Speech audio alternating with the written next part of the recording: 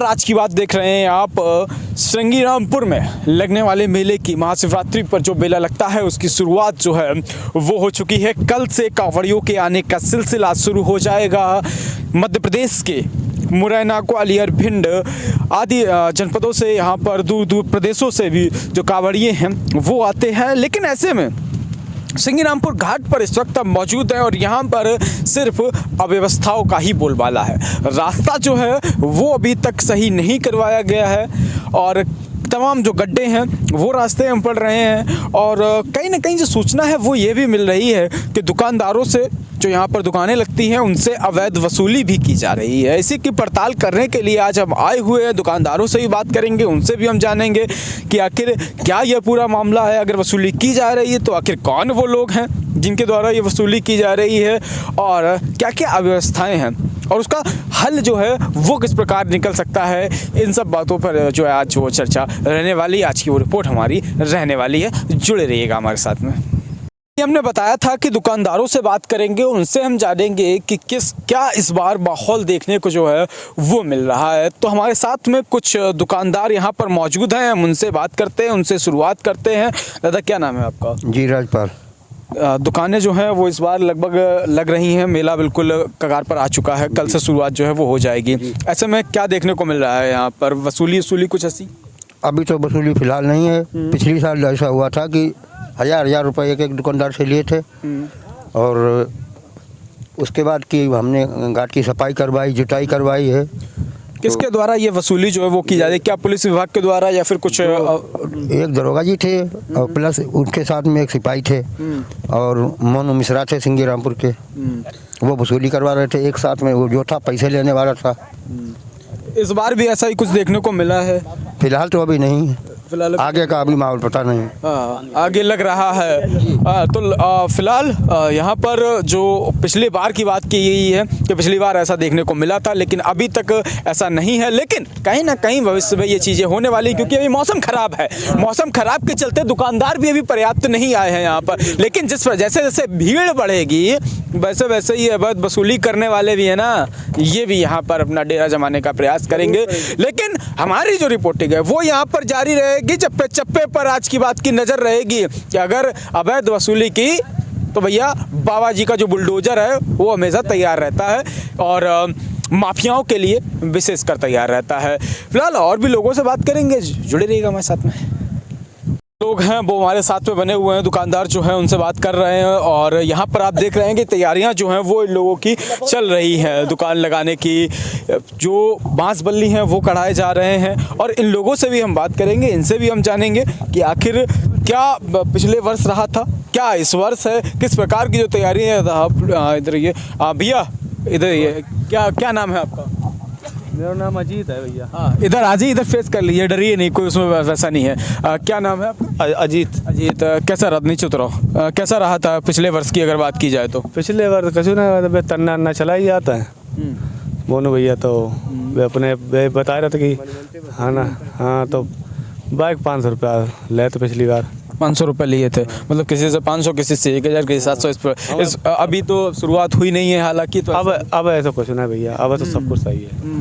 क्या देखने को? आपने भी दुकान लगाई थी? हमने लगाए थे सर। ये मोनू है जो अपने मर्जी से रुपए लेते हैं सबसे और जो मनमंत्री जिसकी दुकान हटा के अपनी दुकान लगवाते हैं 1000 रुपये लेते हैं। अच्छा। हाँ, हर दुकान वालों से। पिछली बार कम से कम 40,000 रुपये ने किया था इकट्ठा।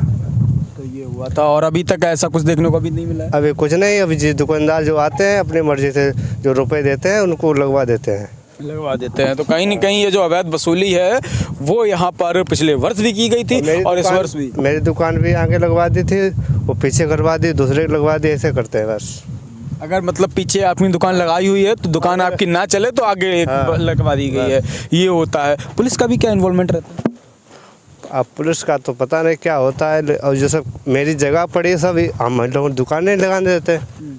नहीं, उनके साथ में क्या कोई पुलिस विभाग का कोई सिपाही, दरोगा, कोई ऐसा कुछ आता हो चौकी से? आते रहते हैं, अपने बातचीत करते रहते, बस यही है।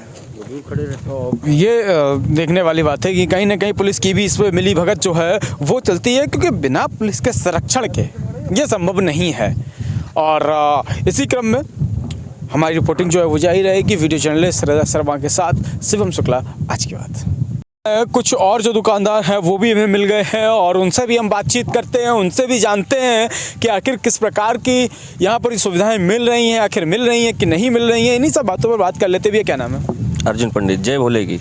जय भोले की। कहाँ से आना हुआ है आपका? हम लोग श्री राम नगरिया से आए हुए हैं दुकान डालने के लिए। सब सामान भींज गया, कोई सुविधा यहाँ पे है नहीं। हम लोग जब से बारिश हो रही तब से सब सामान ही बचा रहे, सारा सामान भींज गया। यहाँ पे कोई लाइट की भी सुविधा नहीं है, ना कोई पानी की सुविधा है। गंगा जी पे आए हुए हैं हम सब लोग, भक्त लोग आते हैं। हम लोग इसीलिए यहाँ पे हैं कि कुछ सुविधा दे सके भक्त लोगों को। तो यहाँ पे कोई ऐसी सुविधा हम लोग को मिल ही नहीं पा रहे। हम सोच रहे थोड़े थोड़े पैसे करके दे दें, लेकिन थोड़ी बहुत सुविधा तो मिल जाए जिससे हमारा सामान जो है सुरक्षित रहे। अच्छा, पिछले वर्ष की अगर बात की जाए, पिछले वर्ष से आपने लगाई थी क्या? पिछले वर्ष खेल लगाई थी हमारे भैया ने, झगड़ू साहब ने लगाई थी, पंडित जी ने। पिछले वर्ष क्या रहा था भैया, थोड़ा सामने आइएगा। पिछले वर्ष क्या सुविधाएं मिल पाई थी कि नहीं मिल पाई थी? अगर मिल पाई थी तो क्या वसूली हुई थी? वसूली नहीं होती। ये मेला लगता है, मेला कमेटी के लोग आते हैं, ये अपनी जो उनकी श्रद्धा होती है वो उनको दे दो, और कुछ यहाँ वसूली तो कभी नहीं होती।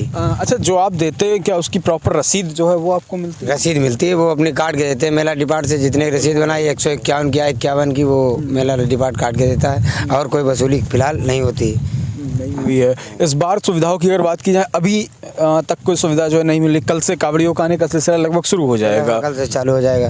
कितनी लगभग जो भीड़ है वो होती है? भीड़ तो यहाँ लाखों करोड़ों की संख्या में हो जाती है। 3 दिन का मेला है, शिवरात्रि तक चलता है। शिवरात्रि के बाद मेला नहीं चलता है। शिवरात्रि तक बहुत भीड़ रहती है अधिक।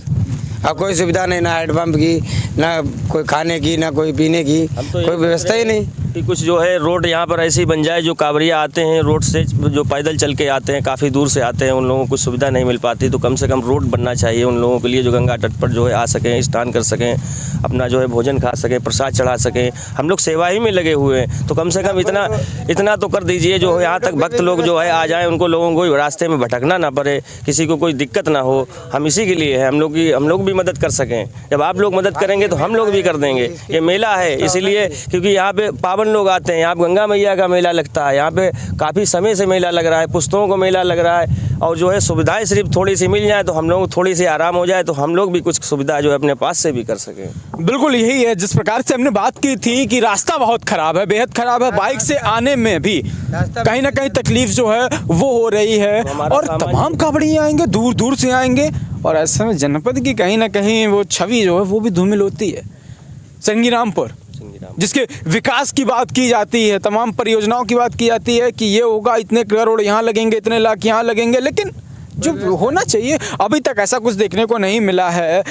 कहीं ना कहीं जनप्रतिनिधियों की जिम्मेदारी है, जिला पंचायत की जिम्मेदारी है, ग्राम प्रधान की भी जिम्मेदारी है कि वो इन सब चीज़ों पर ध्यान दें और इन लोगों को जो व्यवस्थाएं हैं वो सही ढंग से मुहैया तो कम से कम करा ही सके। वीडियो जर्नलिस्ट रजा शर्मा के साथ शिवम शुक्ला, आज की बात।